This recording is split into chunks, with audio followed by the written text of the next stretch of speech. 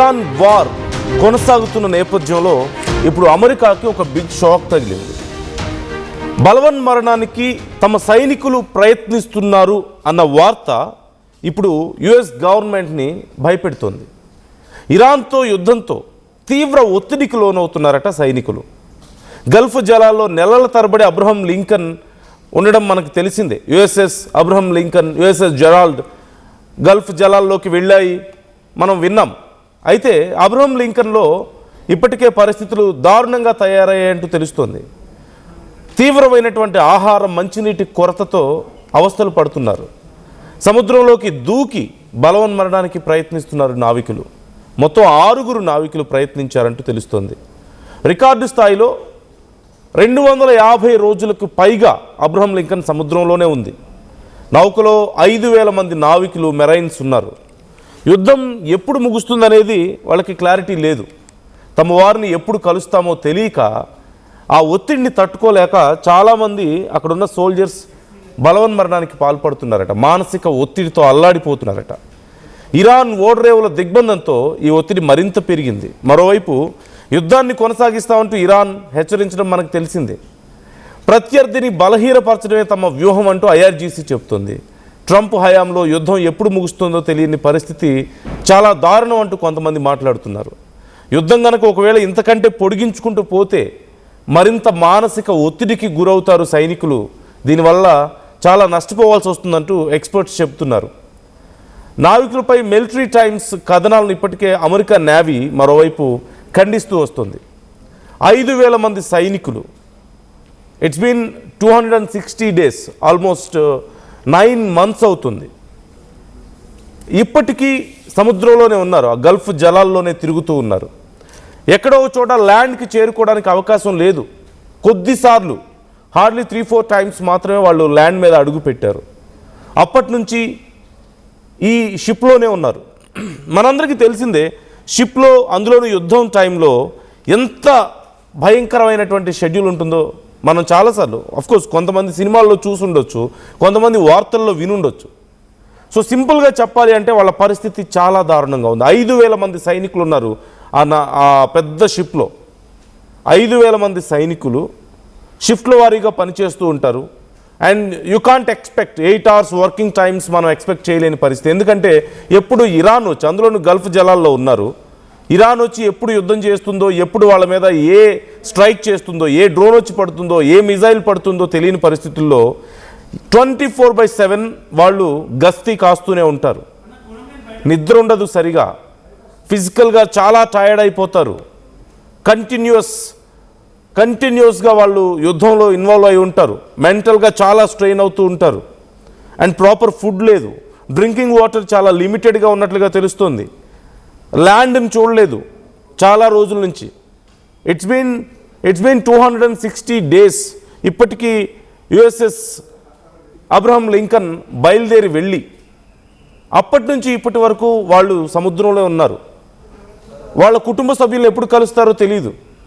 మంచైనా చెడైనా వాళ్ళ కుటుంబంలో వెళ్ళలేరు. అంటే ఒక సైనికుడికి ఒక పాపో బాబు పుట్టొచ్చు, లేదంటే ఒక సైనికుడికి తల్లిలో తండ్రిలో కుటుంబ సభ్యులో ఇంకేదైనా జరగరాంది జరగవచ్చు, లేదంటే ఒక మంచి కార్యక్రమం ఉండొచ్చేమో. కానీ వేటికి వాళ్ళు వెళ్ళలేరు. అలాంటి పరిస్థితుల మధ్య కనీసం ఎప్పుడు తిరిగి వెళ్తారో తెలియక, ఎప్పుడు తమ ప్రాణాలు పోతాయో తెలియక, సరిగ్గా నిద్ర లేక, సరిగ్గా తిండి లేక, ఒక రకమైనటువంటి భయంకరమైనటువంటి శిక్షని వాళ్ళు అనుభవిస్తున్నారు. ఒక మాటలో చెప్పాలంటే వాళ్ళ శిక్షణ యొక్క పరిమితుల్ని టెస్ట్ చేస్తున్నటువంటి సందర్భం ఇప్పుడు వాళ్ళు చూస్తున్నారు. జస్ట్ ఇమాజిన్, మీరే చూడండి, ఒక సైనికుడి రెగ్యులర్ డ్యూటీ ఏ విధంగా ఉంటుంది అక్కడేమి శుభ్రంగా 8 గంటలు నిద్రపోండి, లేవండి, మంచి బ్రేక్ఫాస్ట్ పెడతాం మీకు, హ్యాపీగా కొద్దిసేపు వర్కౌట్ చేసుకోండి, మీ ఫ్యామిలీస్తో మాట్లాడుకోండి, అప్పుడప్పుడు ఇళ్ళకి వెళ్ళరండి అనే పరిస్థితి ఏమి ఉండదు. అది రెగ్యులర్ డేస్లో ఉంటుంది. 3 నెలలకో 6 నెలలకో వస్తారు, కొన్ని రోజులు ఫ్యామిలీతో గడుపుతారు, ఏదైనా ఇంపార్టెంట్ కార్యక్రమాలు ఉంటే వచ్చి అటెండ్ అయ్యి వెళ్తుంటారు. మధ్యలో మంచి ఫుడ్ ఉంటుంది, అప్పుడప్పుడు అలా వీకెండ్కో ఎప్పుడో బయటికి వెళ్తుంటారు, లేదంటే ప్రాపర్గా స్లీప్ ఉంటుంది. నార్మల్ డేస్లో నేను చెప్తున్నాను సోల్జర్స్కి, unless they are on mission. కానీ ఇలాంటి యుద్ధం సమయంలో శత్రువు ఎప్పుడు ఎట్నుంచి వచ్చి అటాక్ చేస్తాడో తెలియదు. అండ్ ఇంతకుముందు నేను చూపించాను కదా ఫుడ్ మీకు, ఒకసారి ఆ ఫోటో ఉంటే చూపించండి పీసీఆర్. ఆ ఫుడ్ చాలా దారుణంగా ఉంటుంది. ఒక చిన్న స్టీక్ కానీ చికెన్ కానీ కొంచెం hardly 150 to 200 grams maximum 100 grams approximately కొన్నిసార్లు. అండ్ కొంచెం వెజిటబుల్స్ లేదంటే రైస్ ఆర్ రోటీ, ఇంతే వాళ్ళ ఫుడ్. అదే ఫుడ్ తినాలి. అదేమన్నా ఫ్రెష్గా ఎప్పటికప్పుడు వచ్చి వాళ్ళకి సప్లైస్ వస్తాయంటే అది లేని పరిస్థితి. ఎందుకు? ఆ షిప్కి చుట్టుపక్కల కూడా ఇరాన్ గస్తీ కాస్తూ ఉంది. ఆ చుట్టుపక్కల కొన్ని కిలోమీటర్ల వరకు ఇరాన్ తమ జలాలు, ఇరాన్కి సంబంధించిన గల్ఫ్ జలాల్లో ఉన్నారు వాళ్ళు. ఇరాన్కి అక్కడ గ్రిప్ ఎక్కువ ఉంటుంది. వాళ్ళ రాడార్స్ నిరంతరం అక్కడ గస్తీ కాస్తూ ఉంటాయి. ఇలాంటి టైంలో ప్రాపర్ ఫుడ్ లేక, ప్రాపర్ రెస్ట్ లేక, ప్రాపర్ స్లీప్ లేక, వాళ్ళ కుటుంబ సభ్యులతో మాట్లాడుకోలేక, సరిగా చూడక వాళ్ళని ఇలా ఇన్ని రోజులుగా పరిస్థితి. అదిగో వాళ్ళ ఫుడ్ మనం చూస్తున్నాం కదా అక్కడ చూడండి. I can't even understand what kind of food is that. అది ఏంటి? ఆ నల్లగా ఉన్నది ఏంటి? జనరల్గా దే ఈట్ స్టీక్, మనందరికీ తెలిసిందే. అది స్టీకా అనుకుంటే కాదు, సమ్ బాయిల్డ్ వెజిటబుల్స్ అక్కడ మనకు కనిపిస్తున్నాయి. ఆ బ్లాక్ కలర్లో ఉన్నదేంటో అర్థం కావడం లేదు, ఆ పక్కన ఉన్నదేంటో అర్థం కావడం లేదు. Whatever it is, it may be bit of rice or something, ఒక చిన్న steak piece, non veg patty లాంటిది ఏదైనా ఇస్తున్నారేమో, including like vegetables and meat కలిపి చేసే ప్యాటీ ఆర్ సంథింగ్. అదిగో అక్కడ చూడండి, ఒక చిన్న రోటీ అండ్ కొంచెం కర్రీ ఏదో ఇస్తున్నారు, నాన్ వెజ్, అంతే. అలాంటి ఫుడ్ తిని సరిగా నిద్ర లేకుండా, hardly they may sleep around 3 to 4 hours రోజుకి, అంతకుమించి నిద్రపోవడానికి అవకాశం ఉండదు. అందులోనూ వాళ్ళు నిద్రపోయేది ఎంత కంజెస్టెడ్గా ఉంటుందో మనం చూసాం. వార్ షిప్స్లో ఎస్పెషల్లీ హార్డ్లీ 2/6 ఉండొచ్చేమో. మనలాగా మన ఇళ్లలో ఉన్నట్లో లేకపోతే మంచి మంచి కంపార్ట్మెంట్స్ ఉండవు వాళ్ళకి. 2/6 హార్డ్లీ అంటే 2 అడుగుల వెడల్పు, ఒక 6 అడుగుల పొడుగు ఉన్నటువంటి ఒక చిన్న కంటైనర్ లాంటిది ఉంటుంది. అది కూడా ఫ్రీగా ఉండదు. మన ట్రైన్ బోగీల్లో ఉంటాయి కదా, ఇలా క్లోజ్ చేసి అలా చిన్నవి ట్రైన్ బోగీల్లో ఉండేటువంటి ఆ బెర్త్స్ కంటే కూడా ఇంకా ఇరుగ్గా ఉంటాయి. ఎందుకంటే 5,000 మంది సోల్జర్స్ ఉన్నారు. వాళ్ళకి అన్ని ఫెసిలిటీస్ అక్కడే, వాళ్ళ అమ్యునేషన్ అక్కడే ఉంటుంది, వాళ్ళ కిచెన్స్ అక్కడే ఉంటాయి, వాళ్ళ మళ్ళీ రిమైనింగ్ స్టోర్స్ అక్కడే ఉంటాయి. అందులోనూ స్టోర్ చేసిన ఫుడ్ ఫ్రీజర్లో పెట్టి దాన్ని కుక్ చేసి ఇస్తూ ఉంటారు. మనం ఏదైనా ఒక ఊరు వెళ్తే, వేరే ప్రాంతానికి వెళ్తే 4 రోజులు ఆ వాతావరణంలో ఉండి అక్కడ ఫుడ్ తింటేనే మనం సిక్ అయిపోతుంటాం. ఇంటికి ఎప్పుడు పోతావా అని ఎదురు చూస్తూ ఉంటాం. అలాంటిది maybe they are trained but కాకపోతే వాళ్ళు మనుషులే కదా. గతంలోనే వాళ్ళ ఫుడ్కి సంబంధించి, వాళ్ళ రేషన్కి సంబంధించి కంప్లైంట్స్ వచ్చాయి. అలాంటిది 9 నెలలు అయిపోయింది ఇప్పటికీ వాళ్ళు అక్కడి నుంచి బయలుదేరి. 9 లాంగ్ మంత్స్. ఫిబ్రవరి 28 యుద్ధం ప్రారంభం అవడం మనం చూసాం. దానికంటే చాలా నెలల ముందే అక్కడి నుంచి అబ్రహం లింకన్ బయలుదేరి వెళ్ళింది. మళ్ళీ ఎప్పుడు వస్తుందనేది ఎవరికి తెలియని పరిస్థితి కనపడుతోంది. నవంబర్ 21, 2025 అంటే గత సంవత్సరం నవంబర్లో డిప్లాయ్మెంట్ స్టార్ట్ అయింది. అంటే వాళ్ళు అక్కడి నుంచి బయలుదేరారు యుఎస్ నుంచి ఈ గల్ఫ్ జలాల్లోకి వెళ్ళడానికి. అప్పటి నుంచి 5,000 మంది సోల్జర్స్ బయలుదేరి వెళ్ళారు. స్టార్టింగ్లో ఖచ్చితంగా మేలోపు 2026 మే కల్లా ముగుస్తుంది అనుకున్నారు. నవంబర్ నుంచి అంటే December, Jan, Feb, March, April, May, hardly ఒక 6 months ఉంటుండొచ్చు అనుకున్నారు. అది కూడా చాలా కష్టం. అలాంటిది ఇట్స్ బీన్ 9 months. అండ్ ఇంకా ఎప్పటి వరకు ట్రంప్ ఏమో నేను యుద్ధం ఆపరు అంటాడు, ఇరాన్ ఏమో నేను కొనసాగిస్తాను, తేల్చుకుందాం అంటుంది. కానీ సోల్జర్స్ పరిస్థితి ఏంటి? They are not machines, they are human beings after all. వాళ్ళకంటూ ఒక లిమిట్స్ ఉంటాయి, ఫిజికల్ అండ్ మెంటల్ లిమిట్స్ అనేవి ఉంటాయి. They need rest, they need some time for them self. కానీ యుద్ధం పరిస్థితుల్లో, ఎమర్జెన్సీ కండిషన్స్ ఎప్పుడు అబ్రహం లింకన్, ఎందుకంటే కొన్ని వేల కోట్లు పెట్టి తయారు చేసినటువంటి ఒక పెద్ద యుద్ధ నౌక అది. అలాంటి చోట్ల ఇన్ఫ్యాక్ట్ ఇంకా ఎక్కువ ఖర్చే ఉండొచ్చు. అలాంటి దాన్ని కాపాడుకోవాలి, వాళ్ళ ప్రాణాలని కాపాడుకోవాలి. ఇప్పటి వరకు 6 సైనికులు బలవన్మరణానికి పాల్పడ్డారు. ఆన్బోర్డ్ ట్రై చేశారు అంటున్నారు. అంటే నీళ్ళలో దూకి పారిపోవాలని ట్రై చేయడం లాంటివి చేశారట. ఎక్కడికని వెళ్తారు? ఎంత దూరం ఈదగలుగుతారు? ఎంత సైనికులైనా, ఎంత నేవీకి సంబంధించిన వాళ్ళైనా 1 kilometer, 2 kilometers. ఆ తర్వాత వాళ్ళ పరిస్థితి ఏంటి? మునిగిపోయి ప్రాణాలు కోల్పోతారు, డిహైడ్రేట్ అయిపోతారు. ఇలా చాలా సమస్యలతో వాళ్ళు ప్రాణాలు కోల్పోతారు చివరికి. లేదు అనుకుంటే ఎప్పుడు ఏ దాడి జరుగుతుందో తెలియక ఇప్పుడు మానసికంగా కృంగిపోతున్నారట వాళ్ళు. అంటే ఒక జైల్లో ఉండే ఖైదీ కంటే దారుణమైన పరిస్థితి వాళ్ళకు ఉంటుంది. మనకు తెలిసిందే, మన జైల్లో ఇప్పుడు మనం వింటున్నాం కదా, చాలామంది సూపరింటెండెంట్స్ మాట్లాడుతున్నారు జైల్లో కండిషన్ ఎలా ఉంది అనేది. బాగా వారానికి 2 సార్లు నాన్ వెజ్ పెడతారట, మంచి ఫ్రెష్ ఆయిల్స్, ఫ్రెష్ ఫుడ్స్ తీసుకొచ్చి పెడుతున్నారు వాళ్ళకి. అండ్ ప్రాపర్ టైమింగ్స్ ఉంటాయి. ఇప్పుడు ఈ టైం నుంచి ఈ టైం వరకు పనిచేయాలి, ఆ తర్వాత నిద్రపోవాలి, రెస్ట్ అన్నీ ఉంటాయి వాళ్ళకి. అంతకంటే ఘోరమైనటువంటి పరిస్థితి కదా. బట్ ఫ్యామిలీని చూడలేరు, బయట ప్రపంచం తెలియదు. But they can have some peaceful time in the jail at least. కానీ వీళ్ళకి అది కూడా ఉండదు కదా, ఎందుకంటే కన్ను మూస్తే శత్రువు ఎప్పుడు వచ్చి దాడి చేస్తాడో తెలియని పరిస్థితి ఉంటుంది కదా. సో అలాంటి పరిస్థితుల్లో ఆ సైనికుల కుటుంబ సభ్యులు కూడా ఆవేదన చెందుతున్నారట. వాళ్ళు ఎన్నో కంప్లైంట్స్, ఈవెన్ ఎంత క్రిటికల్గా ఉంది సిచ్యువేషన్ అంటే వాళ్ళకి టూత్పేస్ట్ దొరకట్లేదు, సోప్ బార్స్ దొరకట్లేదు, అంటే స్నానాలు చేయడానికి సోపులు దొరకట్లేదు, పళ్ళు తోముకోవడానికి టూత్పేస్టులు దొరకట్లేదు. వారాలకు తరబడి ఫ్రిడ్జ్లో పెట్టినటువంటి స్టోర్ చేసినటువంటి ఫుడ్స్నే వాళ్ళకి వండి పెడుతున్నారు. అలాంటి ఫుడ్ తింటూ అలాంటి వెరీ మినిమల్ ఫెసిలిటీస్ మధ్యలో బ్రతుకుతూ ఇంత యుద్ధాన్ని చేయాలి, ఇంత ప్రెషర్ని హ్యాండిల్ చేయాలి. అన్నిటికి మించి కుటుంబ సభ్యుల పరిస్థితి ఏంటో తెలీదు. Just imagine how horrible it is. ఇది ఒక రకంగా చెప్పాలంటే ఏదో సముద్రంలో తప్పిపోయిన ఒక నౌకలో ఎలాంటి పరిస్థితి ఉంటుందో అలాంటిదే ఉంది. ఎందుకు వాళ్ళకి మరి యుఎస్ అంత పెద్ద కంట్రీ కదా, అన్ని లక్షల కోట్లు ప్రతి సంవత్సరం డిఫెన్స్కి వాళ్ళు కేటాయిస్తూ ఉంటారు కదా, వాళ్ళ రక్షణ రంగానికి కేటాయిస్తూ ఉంటారు కదా. మరి ఏమైపోతున్నాయి, బిలియన్స్ ఆఫ్ డాలర్స్ ఏమైపోతున్నాయంటే of course they got best facilities but not in the war zone. War జోన్లోకి వచ్చినప్పుడు ఫస్ట్ 1 వీక్ 10 డేస్ బాగానే ఉంటుంది, 1 మంత్ బాగానే ఉండొచ్చు.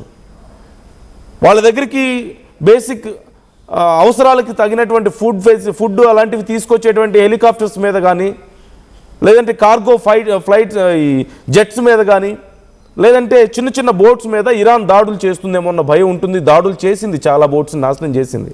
ఇరాన్ స్ట్రాటజీ కూడా ఇదే. ఇప్పుడు శత్రువుని అలసిపోయేలా చేయడం, కృంగిపోయేలా చేయడం. That is what doing with US, not just Abraham Lincoln. USS Abraham లింకన్తో మాత్రమే కాదు, అమెరికాతో కూడా అదే చేస్తుంది. ఇప్పుడు అమెరికా అలసిపోయింది ఆల్రెడీ, లక్షల కోట్ల సంపద ఆవిరైపోయింది ఆల్రెడీ. వాళ్ళ మిజైల్స్ తగ్గిపోతున్నాయి, స్టోర్లో ఉండేటువంటి మిజైల్స్ సంఖ్య తగ్గిపోతుంది, వాళ్ళ సైనికుల్లో మనోధైర్యం దెబ్బతింటుంది, మొరాలిటీ తగ్గిపోతుంది. Especially moral support is very important for any soldier to continue the war. Critical కండిషన్లో వార్ని కొనసాగించడానికి ఒక సైనికుడికి కావాల్సింది తిండి కాదు, అతనికి కావాల్సిందల్లా మోరల్ సపోర్ట్, మొరాలిటీ. సైన్యంలో పనిచేసే ప్రతి ఒక్కరికి తెలుసు, సైన్యం గురించి నాలెడ్జ్ ఉన్న ప్రతి ఒక్కరికి తెలుసు. కొన్ని రోజుల తర్వాత తమ వాళ్లే తమను పట్టించుకోవడం లేదు, తమ ప్రభుత్వం కోసం, తమ దేశం కోసం తాము ఇంతగా చస్తుంటే కనీసం తమ ప్రభుత్వం తమకి తిండి పెట్టలేకపోతుంది, తమ ఆరోగ్యాన్ని పట్టించుకోవడం లేదు, తమ బాగోగులను చూసుకోవడం లేదు, కనీసం తమ ప్రభుత్వానికి బేసిక్ కన్సర్న్ లేదు వాళ్ళ మీద అని వాళ్ళు అనుకుంటే అక్కడితో వాళ్ళ మొరాలిటీ పోతుంది, వీక్ అయిపోతారు. They can't continue the war. సైనికులు ఎంతో గొప్ప శిక్షణ, అందులోని యుఎస్ సైనికులు అంటే మనం వింటూ ఉంటాం కదా, richest army in the world, richest military in the world అని చెప్పి మాట్లాడుతుంటాడు కదా ట్రంప్. స్ట్రాంగెస్ట్ మా ఆర్మీ అని చెప్తుంటాడు కదా. మరి అలాంటి వాళ్ళే బలవన్మరణానికి 6 అంటూ ఇప్పటికీ అఫీషియల్ కౌంట్ తెలుస్తుంది. But it could be more, ఇంకా చాలా పెద్ద నంబర్ ఉండొచ్చు అని కూడా చెప్తున్నారు. అంతమంది బలవన్మరణాలకు పాల్పడుతున్నారు. ఇక బయటికి చెప్పుకోలేక, దీనికి కూడా ధైర్యం చేయలేక, ఇలా పారిపోయి ధైర్యం చేయలేక, చివరికి చావడానికి కూడా ధైర్యం లేక ఇంకెంతమంది లోపల చస్తూ బ్రతుకుతున్నారో ఒకసారి ఆలోచించండి. చివరికి యుఎస్కి దక్కింది ఏంటి దీని అన్నిటి వల్ల అంటే loss, bad reputation, loss, damage in morality. So అన్ని రకాలుగా నష్టమే. బట్ వై ట్రంప్ ఎందుకు ఇంత పట్టుబడుతున్నాడు, ఎందుకు ఇంత క్రూరంగా వ్యవహరిస్తున్నాడు? ట్రంప్కి తెలియదా ఇది అంటే? తెలుసు. స్టిల్ నాయకులకి వాళ్ళకి కావాల్సింది వాళ్ళు చూసుకుంటారు, అంటే వాళ్ళ పంతాలే తప్ప కింద సామాన్యుల పరిస్థితి ఎప్పుడు పట్టించుకున్నారని. ఒకప్పుడు కింగ్స్ అంతే, ఇప్పుడు నాయకులు అంతే, పెద్ద తేడా ఏం లేదు. I don't mean everybody, I'm not trying to point out any one, but ఇక్కడ most of them, especially Trump, I don't think is sensible to understand all these, because అతని పట్టుదల వేరేగా ఉంది. సో వ్యూవర్స్, ఈ సిచ్యువేషన్ చూస్తుంటే మీకేమనిపిస్తుంది? ఇది మనకి తెలుస్తుంది చాలా కొద్ది సమాచారం మాత్రమే, చాలా కొద్దిగా మాత్రమే తెలుస్తుంది. ఇంకెన్ని విభాగాల్లో అమెరికా ఇంకెంత దారుణంగా డ్యామేజ్ అయిందనేది మనం ఊహించుకోవడంగా కష్టంగా ఉంటుంది. సో మరొకసారి మీరే అర్థం చేసుకోండి. నో ప్రాపర్ ఫుడ్ లేదు, ప్రాపర్ రెస్ట్ లేదు, ప్రాపర్ స్లీప్ లేదు, వాళ్ళ కుటుంబ సభ్యులకు దూరంగా ఉన్నారు. కనీసం ఎప్పుడు తిరిగి వస్తారు? ఇదిగో 1 ఇయర్కి 6 మంత్స్ అనుకున్నారు, లేదు ఇంకో 6 మంత్స్ పడుతుంది, పలానా టైంకి మనం ఇంటికి వెళ్ళిపోతాం అని కనుక తెలిస్తే అట్లీస్ట్ దే విల్ వెయిట్. వాళ్ళ స్ట్రెంగ్త్ని వాళ్ళు కూడగట్టుకుంటారు, మానసికంగా ఫిజికల్గా కూడా. కానీ వాళ్ళకి తెలియదు, ఎప్పుడు వెళ్తారో తెలియదు, తిరిగి అసలు ఎప్పుడు వెళ్ళగలుగుతారో లేదో తెలియని పరిస్థితి. ఎందుకంటే యుద్ధంలో ఎప్పుడు ఏం జరుగుతుందో ఎవరు ఊహించలేరు. ఇలాంటి పరిస్థితుల్లో సైనికులు ఎన్ని రోజులని అంత గొప్పగా పర్ఫామ్ చేయగలుగుతారు? So that is the condition there. ఎప్పుడు మళ్ళీ వెళ్తారనేది తెలియని ఒక గందరగోళ పరిస్థితుల మధ్య అలాగే ఉండిపోయారు. ఉండలేక, బ్రతకలేక, చెప్పుకోలేక చివరికి చాలామంది చస్తున్నారు, ఆ వాటర్లో దూకేస్తున్నారు. కొంతమంది మెంటల్గా డిస్టర్బ్ అవుతున్నారు అంటూ కూడా తెలుస్తుంది. అంటే they are not able to perform their duties with their full capacity. Almost more 60% కంటే తక్కువగా వాళ్ళ కెపాసిటీ పడిపోయింది అని చెప్తున్నారు. సో ఇలాంటి పరిస్థితుల్లో సో వాళ్ళ కండిషన్ ఎలా ఉంటుందనేది మనం ఊహించుకోగలుగుతాం, ఒక్కసారి మనం ఊహించుకోవచ్చు. బట్ ఇప్పటికీ యుఎస్ కనీసం కనికరం చూపించడం లేదా అంటున్నారు. బేసిక్గా ఒకసారి మనం చూడొచ్చు, ఆహారం చాలా తక్కువగా లభిస్తుంది. ఎందుకంటే వాళ్ళు ఎక్కడా కూడా ల్యాండ్ని టచ్ చేయలేదు ఇప్పటి వరకు. వాళ్ళు ల్యాండ్ని టచ్ చేసింది చాలా తక్కువ. సో ఫోర్బ్స్ ప్రకారం చూస్తే క్రూ గువామ్లో ఒకసారి, అలాగే ఒమన్లో జూలైలో ఒకసారి మాత్రమే ల్యాండ్ యాక్సెస్ వాళ్ళకి దొరికింది అంటూ తెలుస్తుంది. అందులో కూడా ఒమన్లో అన్రిస్ట్రిక్టెడ్ షోర్ లీవ్ లేదంట. సో ల్యాండ్కి దగ్గరగా వెళ్ళారు అంతే. ఈ 2 సార్లు మాత్రమే వాళ్ళు నేలని చూశారు, నేలని తాకారు ఒకసారి అంతే. ఇంకా అంతకు మించి వాళ్ళు ఎప్పుడూ నేల మీదకి రాలేదు. సీ సిక్నెస్ వస్తుంది, ఎంత అలవాటు ఉన్నా సీ సిక్నెస్ వస్తుంది, హోమ్ సిక్నెస్ వస్తుంది, అండ్ అదర్ ఇష్యూస్ వస్తాయి. అందులోనూ వాళ్ళకి అలవాటు లేని ఒక వెదర్ కండిషన్. ఇరాన్ ఆ చుట్టుపక్కల ప్రాంతాలంతా చాలా వేడి ఉంటుంది, మనకు తెలిసిందే. మనం ఒక రాష్ట్రం నుంచి ఇంకో రాష్ట్రం వెళ్తేనే అక్కడ వెదర్ కండిషన్స్కి అలవాటు లేక మనకు జలుబులు, జ్వరాలు వస్తుంటాయి. అలాంటిది వాళ్ళకి అసలు సంబంధమే లేని వెదర్ కండిషన్స్లో, అంత హీట్లో, ఆ సీ సిక్నెస్తో, ఆ హ్యూమిడిటీతో, అంత టెన్షన్స్తో, గాయాలతో అలసిపోయి కృంగిపోయి మానసికంగా వాళ్ళ మొరాలిటీ దెబ్బతిని, ఇక అర్థం చేసుకోండి వాళ్ళ పరిస్థితి ఎలా ఉంటుందో. జీవోత్సవాల్లాగా బ్రతుకుతున్నారు వాళ్ళు అలాంటి పరిస్థితుల్లో.